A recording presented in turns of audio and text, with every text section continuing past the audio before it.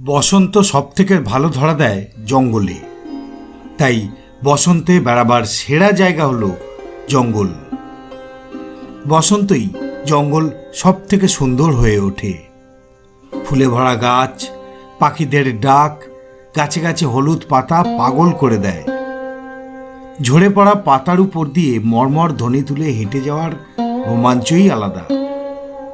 আসলে বসন্তে জঙ্গলে যেন আগুন ধরিয়ে দেয় প্রকৃতি। সেই সময় পশু পাখিরাও বেশ অন্য মেজাজে থাকে। তাই আমি আর ক্রিস প্রণব মাহাতোর সঙ্গে বেরিয়ে পড়েছিলাম জঙ্গল ভ্রমণে। বসন্তে জঙ্গলে ভ্রমণ সিরিজের প্রথম পর্ব, অর্থাৎ আগের পর্বেই আপনাদের দেখিয়েছি পশ্চিম মেদিনীপুরে এক প্রকার লোকচক্ষুর অগোচরে থাকা ঐতিহাসিক দুর্গ কুড়ুমবেড়া। পর্বটা যারা দেখেননি তাদের জন্য আই বোতামে লিঙ্ক দিয়ে রাখলাম, দেখে নেবেন। এছাড়াও ডেসক্রিপশনে প্লেলিস্টের লিঙ্ক দিয়ে রেখেছি, সেখান থেকেও দেখতে পারেন। কুড়ুমবেড়া দুর্গ দেখে আমরা এখন চলেছি আরও কিছু দ্রষ্টব্য দেখতে। আমরা তো দেখবই, দেখাবো আপনাদেরও। দেখতে থাকুন পুরো ভিডিওটা।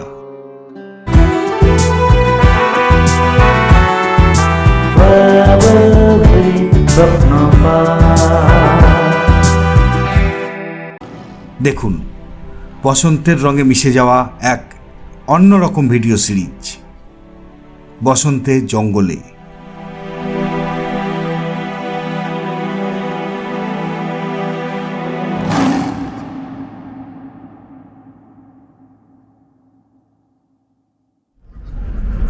পশ্চিম মেদিনীপুর শেষ, আমরা আবার ঝাড়গ্রামেতে ঢুকছি। সামনেই জঙ্গলকন্যা সেতু। এখান থেকে গোপীবল্লভপুরের দূরত্ব ৪৫ কিলোমিটার। আজ বিভিন্ন স্থান ভ্রমণ করে সন্ধ্যায় আমরা গোপীবল্লভপুরে পৌঁছাবো এবং ওখানেই থাকব। আমরা জঙ্গলকন্যা সেতুতে উঠে পড়েছি।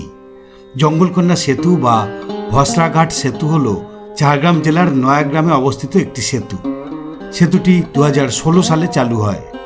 জঙ্গলকন্যা সেতুটি সুবর্ণরেখা নদীর উপর নির্মিত হয়েছে এবং সেতুটি প্রায় ১.৪৭২ কিলোমিটার দীর্ঘ।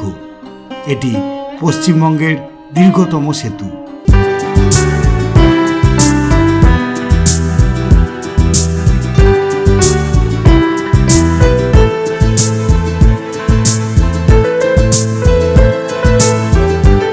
একসময় এই সেতুর নিচে থেকে অবৈধভাবে বালি তোলার জন্য মিডিয়ায় খুব হইচই হয়েছিল।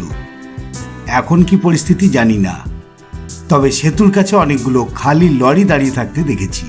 আমরা চলে এসেছি সুবর্ণরেখা নদীর কাছে। আমার পিছনে জঙ্গলকন্যা সেতু। চলুন একটু সুবর্ণরেখা নদীটা ঘুরে আসি।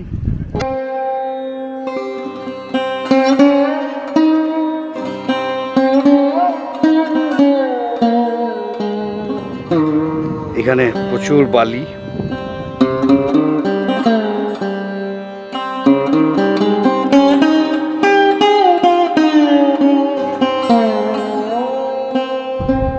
নৌকা দেখে নৌকা বিহার করতে ইচ্ছা হলো, আর ফুরফুরে হাওয়া দিচ্ছে, হাওয়াটা বেশ ঠান্ডা ঠান্ডা। তাহলে এই দুপুরবেলা, এখন বাজে 11:30, তো হয়ে যাক একটু নৌকা বিহার সুবর্ণরেখার জলে। ওই যে ভদ্রলোক দাঁড়িয়ে আছেন কালো জামা পরে, ওই ভদ্রলোক নৌকায় উঠতে সাহস পান না। না, যদি ডুবে যায়, হাঁটু জলে ডুবে যাওয়ার ভয় আছে ওর। এই নৌকার মধ্যে জল দেখতে পাচ্ছি, কি আমাদের ফুটো নৌকায় তুললো নাকি?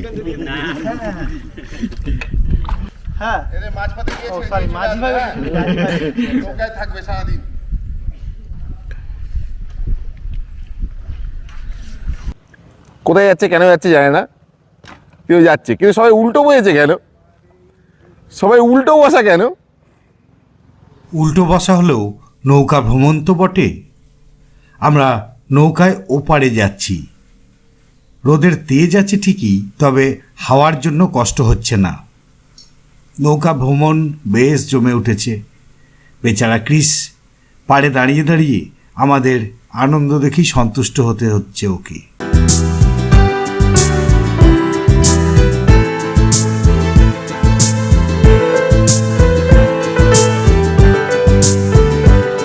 মাছ ধরা চলছে সুবর্ণরেখা নদীতে।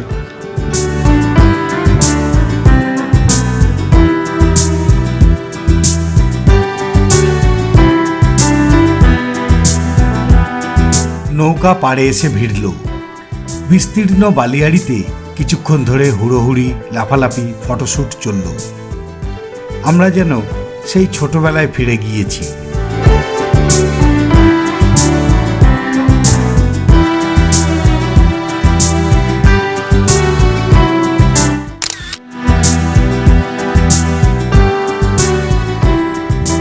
আমিও নেমে পড়লাম বালিয়াড়িতে।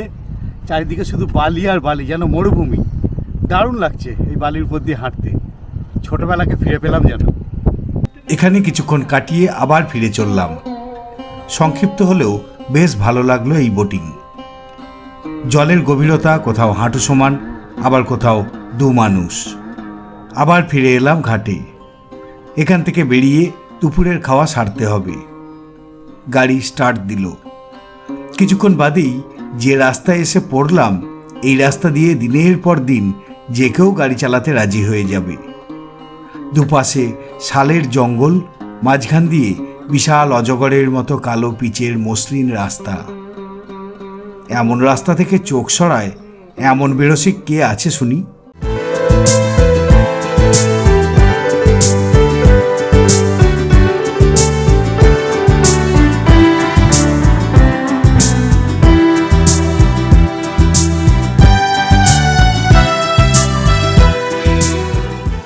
এবার একটু খাওয়া দাওয়া করা দরকার।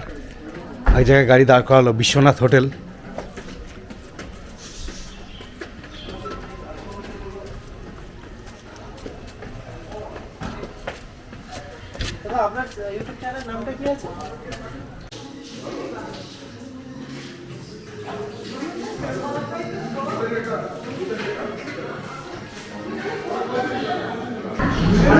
খাবার দাবার দিয়েছে,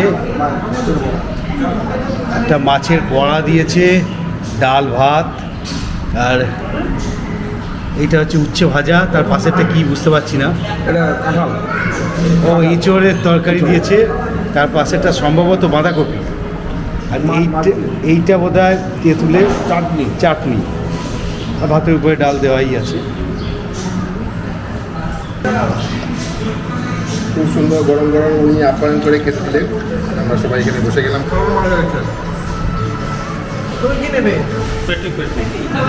কাটা বেশি হয়, মাছের সাইজ বেশ ভালো, বেশ বড় বড় সাইজের মাছ দিয়ে সব দিয়েছে, পেল্লাই সাইজ।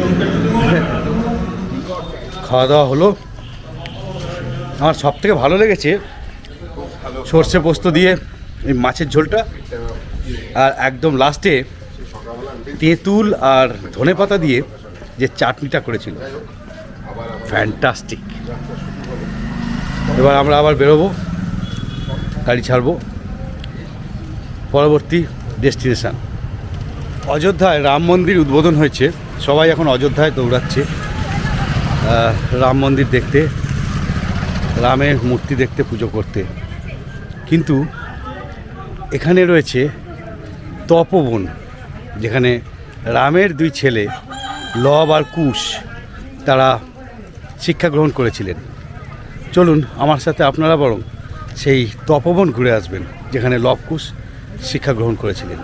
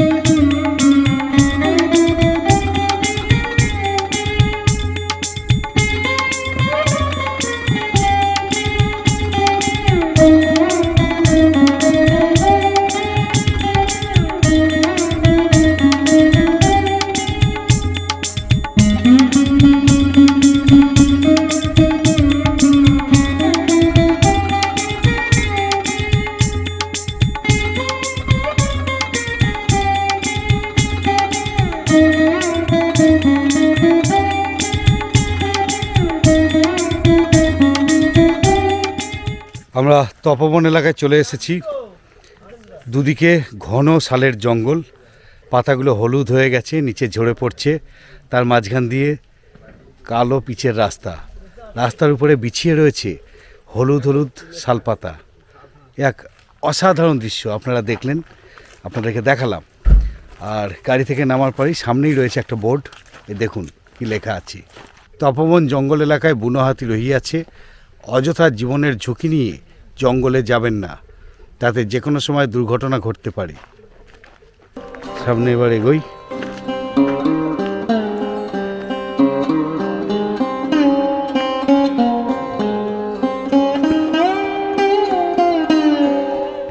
এটা হচ্ছে চাঁদবিলা বনাঞ্চল। এর ভিতরে কিন্তু বেশ গভীর জঙ্গল। একদম সামনের দিকটায় হচ্ছে তপবন আশ্রম রয়েছে, আমরা সেখানেতে ঢুকবো।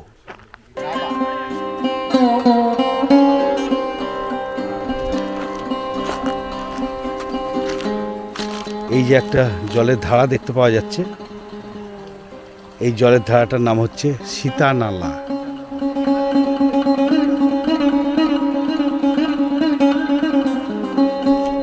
সীতানালার উপর দিয়ে ব্রিজ।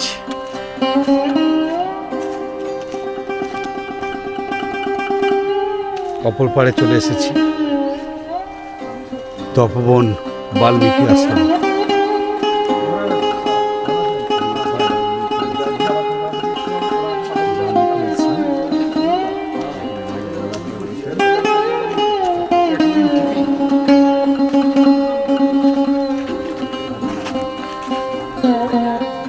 একদম সামনে হচ্ছে সীতা কুটির।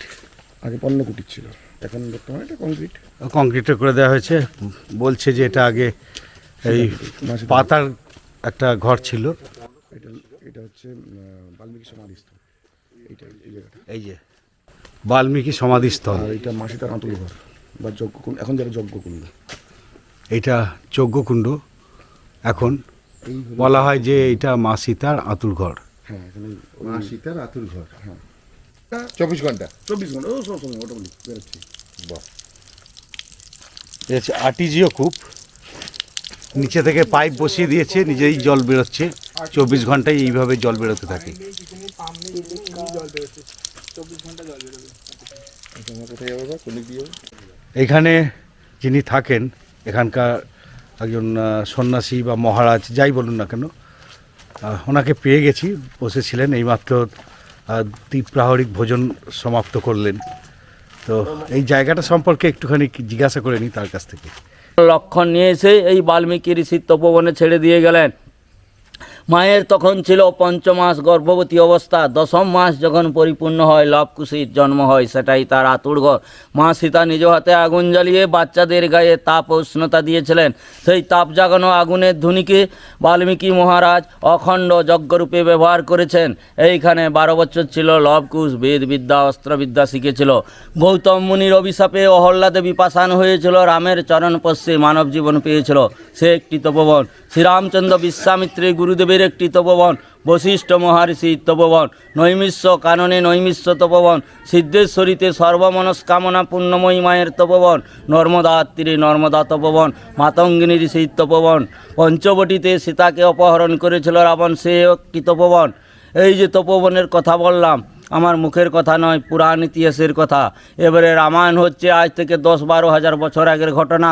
কেউ যদি মনের ভাবনায় ভাবতে পারেন ইতিহাস সত্য, তাহলে তার ভাবনায় সত্য। কেউ যদি ভাবতে পারেন এত দীর্ঘমেয়াদী পুরাণ ইতিহাসের কথা মিথ্যা ও কল্পনা গল্প হতে পারে, তার ভাবনায় তাই সত্য। কেন? কেউ দেখিনি এত দীর্ঘমেয়াদী, অতএব বিবাদ হওয়ার কোনো প্রশ্ন নেই। এখানে একটা তিলক মাটির ঢিপি আছে, সেটা দেখতে যাচ্ছি। এই যে বিশাল বড়, এটা একটা, ওটা একটা, এই যে একটা, এখানে আসছে। এটা দিয়ে দেখবো। বাবা, হাতি বড় বড় চলে গেছে। বড় হাতি। হাতির পায়ের ছাপ। মানে এখানটা পড়লে মানে সে আর এই যে। চিরচাপটা হয়ে যাবে আর কি। হ্যাঁ, আর এই গাছটিকেও ভেঙেছিল, গত বছর ভেঙেছে পুরো। ওই আম গাছটিকে পুরো ভেঙে দিয়েছিল। এটা পাতায় আচ্ছা সোনালী এই একটা ছাপ। এইখানে এটা একটা, এই জায়গাটাকে বলা হয় যে লবকুশকে নাকি এখানে ওই হলুদ তেল মাখিয়ে স্নান করিয়েছিল। দেখতে পাচ্ছেন পুরো হলুদ রঙের জল। এটা হলুদ রঙের জল একটা বেরাচ্ছে, পুরোটাই তো হলুদ জল। আর ওইখান থেকে বেরাতো ওটা কাজল জল, মানে চোখে নাকি কাজল পড়েছিল, ওটা ধুয়েছিল। সেখানে কাজল জল এটা হাতিতে নষ্ট করে দিয়েছে। এটা গত বছরও ছিল, ঠিকঠাক ছিল, কিন্তু এখন হাতির তাণ্ডবের জন্য ওটা নষ্ট হয়ে গেছে। তবে মিথ থাকে, কিন্তু ভৌতবিজ্ঞান বা ভৌগোলিক বা ওই মানে বৈজ্ঞানিক মতে এটাতে কিন্তু আপনার আয়রনটা বেশির জন্য জলটাই যেমন হলুদ রঙের হলুদ হয়ে গেছে। ঠিক আছে, জলটা অ্যাকচুয়ালি আয়রনের স্বচ্ছ, নিচে একটা লাল মতো আস্তরণ পড়ে গেছে, হলুদ আস্তরণ, তামাটে মার্কা। মনে হচ্ছে যেমন হচ্ছে কাঁচা হলুদ বাটা একদম। জলটা আজকে তাই জন্য এটাকে বলে কি? এটাকে বলতো যে একটা সময় মানে কি লব কুশকে নাকি স্নান করানো হয়েছিল হলুদ জল মাখিয়ে, কিন্তু তবে এই জলটা কিন্তু অন্য কোথাও নয়, এই যে এসছে এটাই। আর ওখান থেকে কাজল জল বেরাতো, এখান থেকে কালো রঙের জল, কালো রঙের জল, এখান দিয়ে হলুদ রঙের জল। কিন্তু ওইখানে কিন্তু জলটা সীতানলা যেটা আছে ওটা এটাকে কিন্তু কাজল জল বলছে। হ্যাঁ, সীতানলা কিন্তু ওটা কিন্তু স্বচ্ছ জল। পুরুলিয়া পাওয়া যায় না, শুধুমাত্র আমাদের এই 9 গ্রাম জঙ্গলে পাওয়া যায় এটা। লতা পলাশ গাছের গায়ে, শাল গাছের গায়ে জড়িয়ে রয়েছে। আঙ্গুর নাঙ্গা রঙে একদম প্রসিদ্ধ। পাতা ওই শিম গাছের পাতার মতো পাতা, এটা কি? না, হ্যাঁ এইটাই তো পলাশ। ওই তো পলাশ পাতা ওইরকমই হয়, সেম হয় শিম গাছের পাতার মতো। 3টে করে পাতা আছে। মার্চ মাসে পলাশ লতায় ফুল ফোটে। এই গাছের পাতা ও ফুল একদম আমাদের পরিচিত পলাশ ফুলের মতোই হয়। এই লতার উপরে কদিন পরে কিন্তু ফুল ফুটে যাবে, একদম পুরো সুন্দর দারুণ একটা ফুল। এবং তার মধ্যে মধু পাওয়া যায়, যেটা হচ্ছে পুরুলিয়ার যে পলাশ রয়েছে তার মধ্যে কিন্তু মধু পাওয়া যায় না, কিন্তু এর মধ্যে মধু পাওয়া যায়, দারুণ মিষ্টি মধু। আমরা যখন ছোটো সময় আসতাম দারুণ খেতাম, আমরা মজা করে খেতাম। গাছের গায়ে লতিয়ে রয়েছে। এই যে লতা পলাশ, লজ্জাবতী লতা। জঙ্গল পথে যেতে যেতে আমরা কত রকমের যে গাছ দেখলাম আর কত রকমের যে গাছ চিনলাম তার ইয়ত্তা নেই।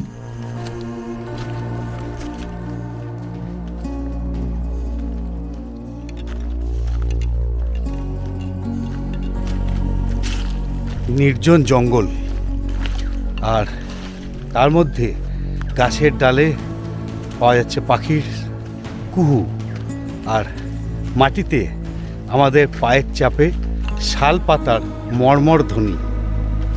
এই জঙ্গলের নীরবতাকে এই দুয়ে মিলে যেন প্রাণ এনে দিয়েছে, খান খান করে দিচ্ছে জঙ্গলের নীরবতা।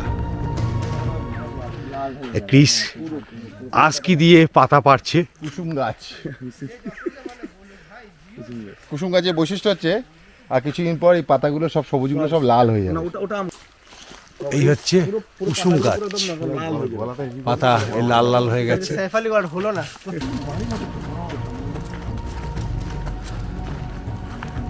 কি সুন্দর লাগছে, দারুণ। যেন আমরা গিরি খাদে এসেছি।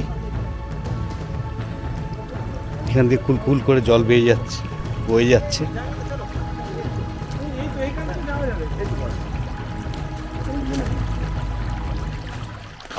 আমরা এখন যেখানে আছি এটা তপবনেরই দেখতে পাচ্ছেন তিলক মাটির ঢিবি।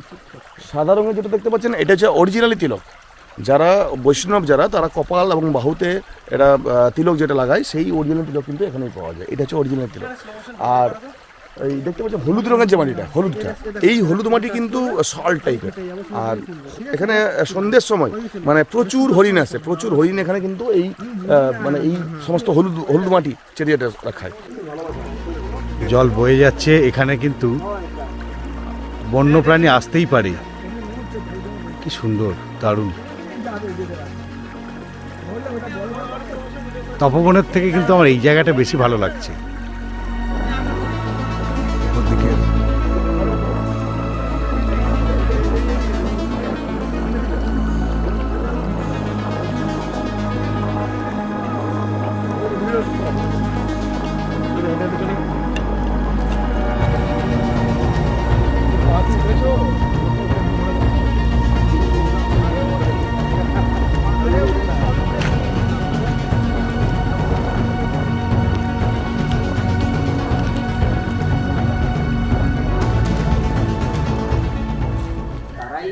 এখানে আরও অনেক লোকজন এসেছেন দেখতে, টুরিস্ট।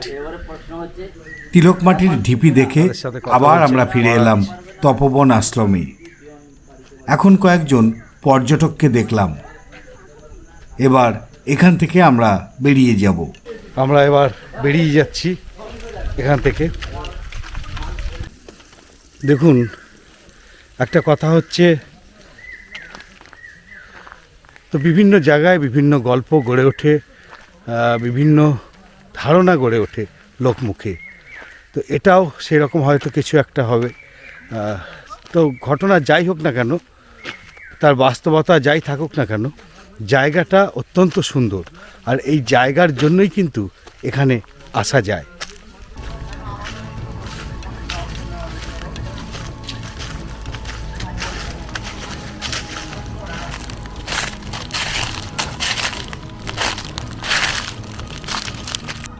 ঝাড়গ্রাম বললে আপনারা বোঝেন যে ঝাড়গ্রাম সিটিটা রয়েছে বেলপাহাড়ির দিকটা, আর আমি এখন আপনাদেরকে অফবিট ঝাড়গ্রাম ঘুরিয়ে দেখাচ্ছি। কেমন লাগছে বলুন? জঙ্গলের মধ্যে খানিকটা ঘোরাঘুরি করে এলাম। এবার আমরা গাড়ির দিকে যাব, গাড়িতে উঠব, উঠে এরপরে আমরা কোথায় যাব প্রণব? রামেশ্বর মন্দির, রামেশ্বর মন্দির। 700 বছরের প্রাচীন মন্দির। বুঝুন, 700 বছর প্রাচীন মন্দির।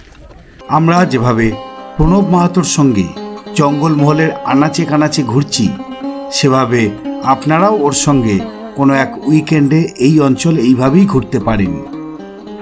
প্রণব মাহাতোর ফোন নাম্বার স্ক্রিনে দিয়ে দিলাম, চাইলে আপনারাও ওর সঙ্গে যোগাযোগ করতে পারেন। বিড়িবেড়িয়া গ্রাম,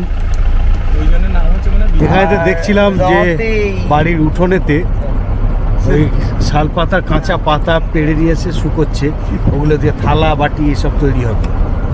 আর কেন্দু গাছ রয়েছে এখানেতে, আর একটু কালো কালো টাইপের পাতা, আর এই পাতাগুলো দিয়ে কিন্তু বিড়ি তৈরি হয়। পরবর্তী পর্বে আপনাদের দেখাবো এক ঝাঁক প্রাচীন মন্দির, জঙ্গলমহল ভ্রমণে যা আপনারা ভাবতেই পারবেন না। ঝাড়গ্রাম তথা জঙ্গলমহলকে চেনাবো অন্য রকমভাবে, তাই সিরিজের প্রতিটা ভিডিও আপনাকে দেখতেই হবে। এই পর্ব আপনাদের কেমন লাগলো জানাবেন, ভালো লাগলে অবশ্যই একটা লাইক দেবেন।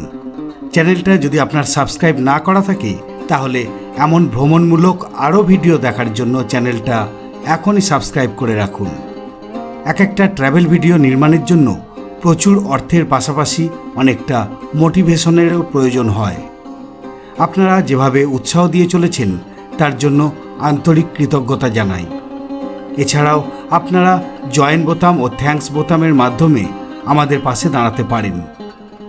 আপনারা ভিডিওগুলি দেখতে থাকুন, সঙ্গে থাকুন, এই আবেদন রইল। ভালো থাকবেন, ধন্যবাদ।